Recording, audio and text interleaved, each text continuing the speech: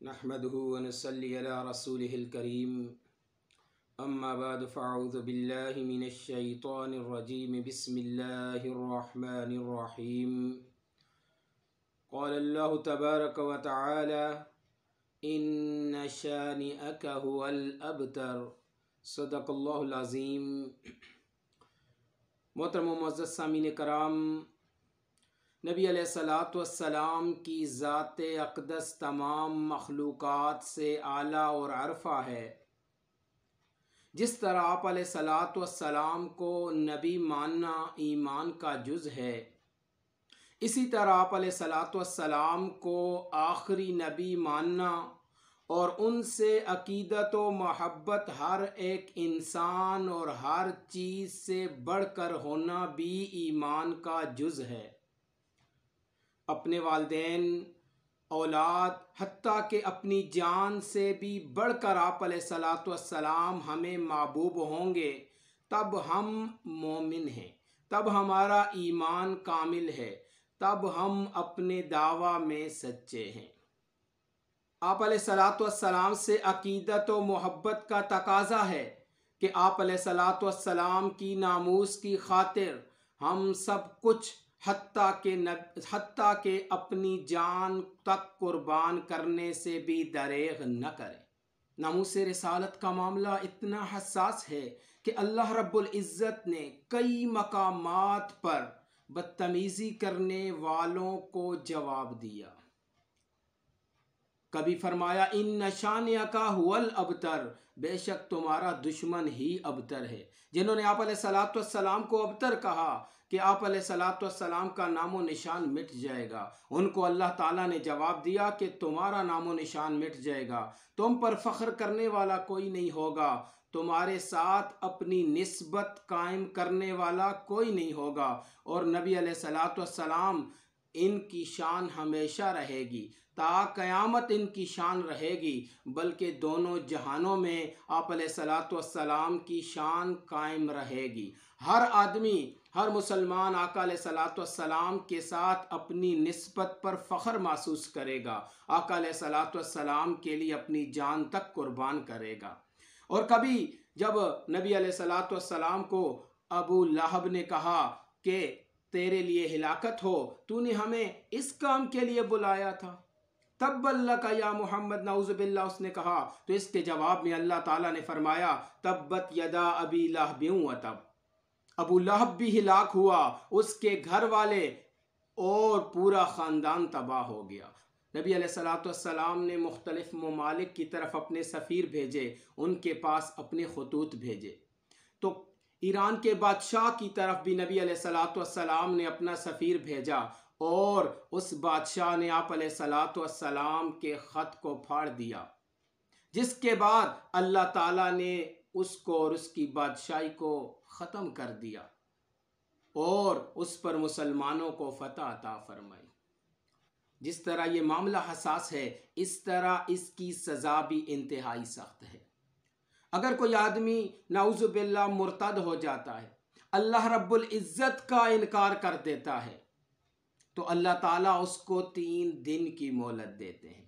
3 دن اس کو سمجھایا جاتا ہے، اس کی اصلاح کی جاتی ہے، اور اگر سب کچھ سمجھ لینے کے باوجود وہ ایمان پر واپس نہیں آتا، ایمان نہیں لاتا، تو پھر اس کی سزا موت ہے۔ لیکن اگر کوئی شخص آپ علیہ الصلاۃ والسلام کی شان میں گستاخی کا مرتکب ہو، تو چاہے وہ کافر ہے یا مسلمان ہے،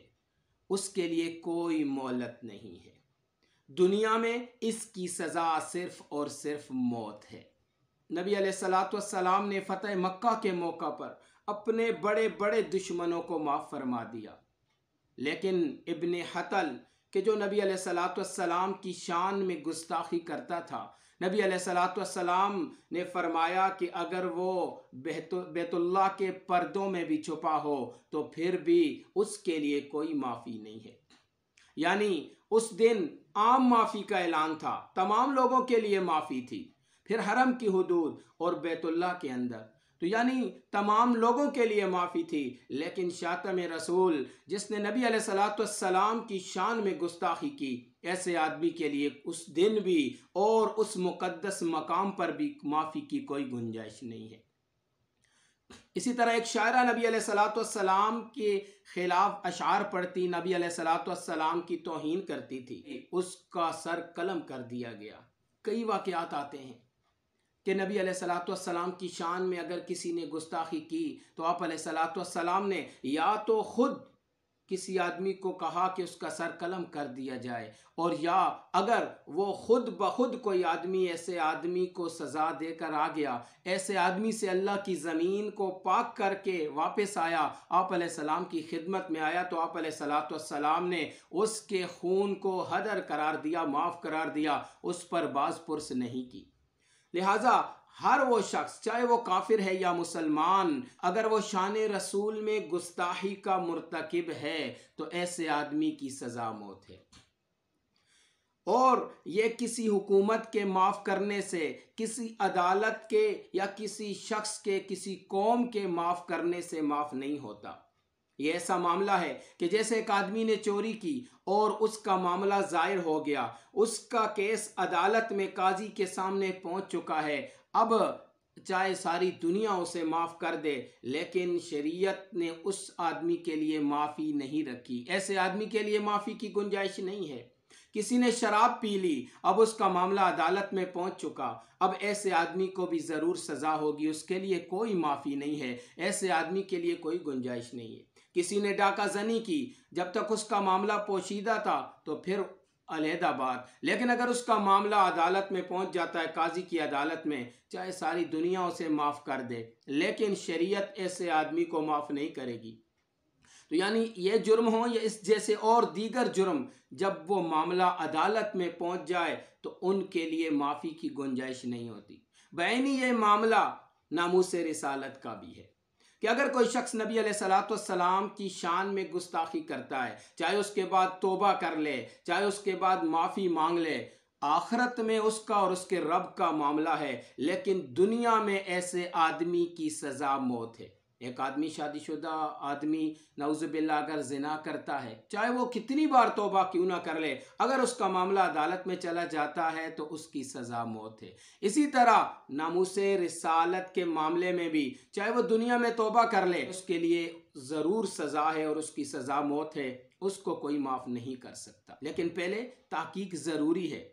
ایک آدمی کے اوپر اگر اس طرح کا الزام آتا ہے تو تحقیق ضروری ہے کہ واقعہ وہ آدمی اس چیز کا مرتکب ہے یا نہیں ہے، اس سے پوچھا جائے گا، گواہوں سے پوچھا جائے گا، اس کے بعد اس کے بارے میں فیصلہ کیا جائے، یعنی اس کے بارے میں تحقیق کرنا بھی ضروری ہے۔ محض اپنی ذاتی دشمنی کی بنا پر اگر کسی کے اوپر یہ الزام لگا کے اسے قتل کیا جائے تو یہ بھی انتہائی بڑا جرم ہے، قتل کرنے والا انتہائی بڑا مجرم ہے۔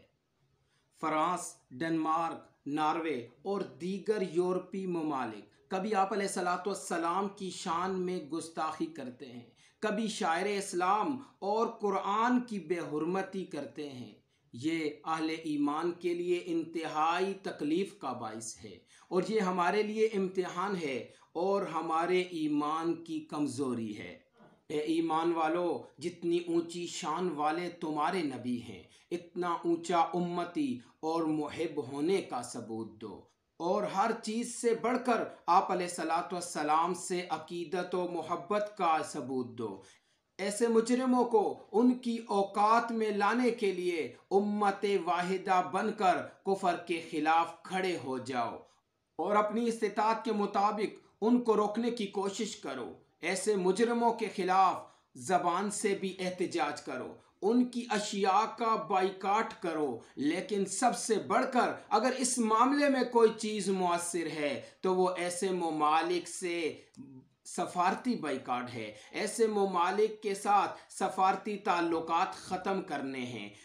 ایسے آدمی اور ایسے ممالک کے ساتھ ہمارا کوئی تعلق نہیں، اور ایسے آدمی ایسے ممالک کے ساتھ ہمارا کوئی رشتہ، کوئی معاہدہ نہیں ہو سکتا۔ یہ ہم پر لازم ہے اور ہمارے ایمان کا تقاضا ہے، ہمارے نبی کی شان کا تقاضا ہے۔ ہم نے خود بھی ان لوگوں کا اور ان کی اشیاء کا بائیکاٹ کرنا ہے، اور اپنے حکمرانوں کو بھی یہ باور کرانا ہے کہ اگر آپ اپنے آپ کو مسلمان کہتے ہیں تو آپ کے اوپر بھی یہ لازم ہے کہ ان کا بائیکاٹ کیا جائے، ان کے ساتھ تعلقات ختم کیے جائیں۔ اگر ہمارے حکمران اپنے آپ کو مسلمان کہتے ہیں اور سفارتی تعلقات ختم نہیں کرتے تو ایسے حکمرانوں کا ساتھ دینا آپ علیہ الصلاۃ والسلام اور اسلام سے غداری ہے۔